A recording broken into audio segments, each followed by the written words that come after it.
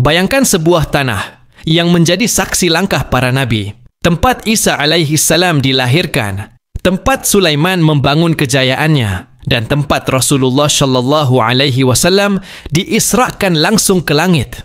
Itulah Palestina. Bukan sekedar nama, tapi jiwa, sejarah, luka, dan harapan. Assalamualaikum warahmatullahi wabarakatuh. Selamat datang kembali di Lentera Kisah. Semoga Allah memberimu kesehatan yang tak putus, rezeki yang melimpah dan berkah, serta mengabulkan setiap hajat dan doa-doa baikmu. Amin ya Rabbal Alamin.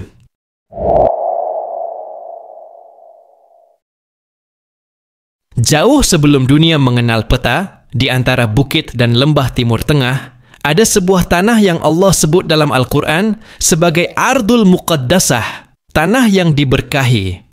Disinilah Ibrahim alaihi salam berhijrah. Disinilah Ishak, Yakub, dan Yusuf hidup. Dan dari sinilah Musa memandang tanah suci, walau akhirnya wafat di luar gerbangnya. Yerusalem, atau dalam bahasa Arab, Al-Quds, adalah permata di tengah tanah para nabi. Dan ketika Rasulullah Shallallahu Alaihi Wasallam melakukan Isra dan Mi'raj, beliau singgah di Masjidil Aqsa, masjid ketiga yang dimuliakan, yang hingga kini menjadi simbol perlawanan dan kesabaran.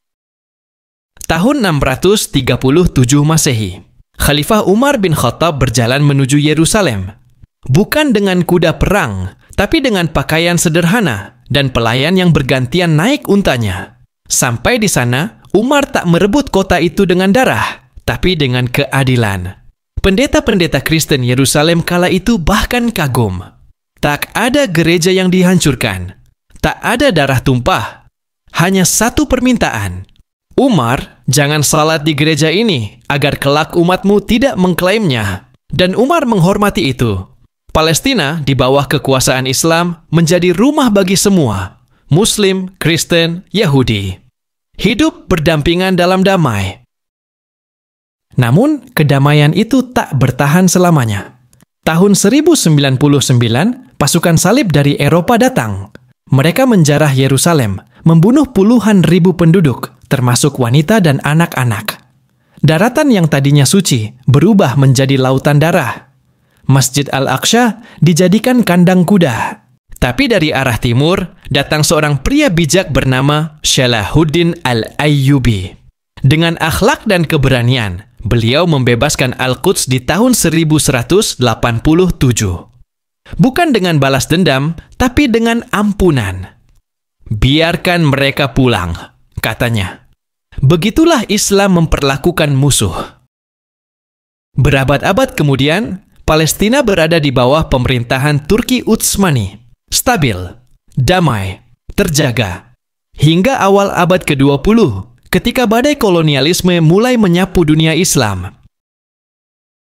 Akhir 1800-an, sebuah gerakan lahir di Eropa, Zionisme, impian untuk mendirikan negara Yahudi di Palestina. Tahun 1917, Inggris mengeluarkan Deklarasi Balfour. Mereka menjanjikan tanah Palestina untuk kaum Yahudi, padahal tanah itu bukan milik mereka. Dan ketika Perang Dunia I usai, Turki Utsmani runtuh.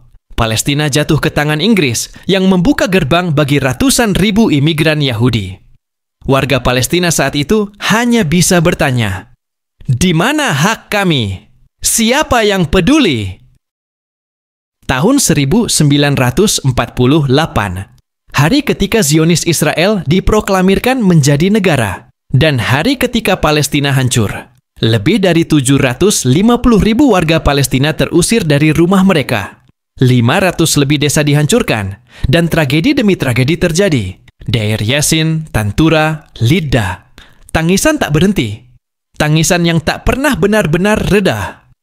Mereka menyebut hari itu Nakba atau malapetaka. Sejak itu, Palestina berubah menjadi penjara raksasa. Gaza diblokade. Tepi barat dijajah dan dipenuhi permukiman ilegal. Masjidil Aqsa terus dikotori oleh provokasi dan kekerasan. Anak-anak Palestina tumbuh bukan dengan mainan, tapi dengan gas air mata. Bukan dengan pendidikan, tapi dengan trauma. Setiap intifada adalah jeritan perlawanan. Setiap batu yang dilempar adalah simbol kehormatan. Mereka tak punya rudal, tapi mereka punya semangat. Mereka punya tanah yang tak ingin dilepaskan. Dunia tahu, tapi dunia diam. Dunia melihat rumah-rumah yang dibuldoser, melihat ambulans ditembaki, melihat anak-anak syahid di pangkuan ibunya. Tapi dunia terlalu sibuk memihak yang kuat. Namun, rakyat Palestina tak menyerah. Mereka tetap berdiri, tetap hidup, tetap berdoa di Masjidil Aqsa. Palestina mungkin dijajah, tapi semangatnya tidak bisa dikalahkan. Palestina mungkin tidak punya tentara besar, tapi punya doa-doa yang tak terputus dari jutaan umat muslim. Dan ketika engkau sujud dalam solatmu, jangan lupakan nama mereka. Karena mereka tidak pernah lupa bahwa Al-Aqsa adalah milik umat. Dan sampai hari kemenangan itu tiba, doa, dukungan, dan perjuangan tidak boleh padam. Untuk Palestina, untuk tanah para nabi, untuk Al-Aqsa. Terima kasih sudah menyimak kisah ini sampai akhir. Semoga Allah menjaga iman kita, melimpahkan kesehatan dan keberkahan, serta mempertemukan kita kembali di kisah-kisah penuh cahaya berikutnya.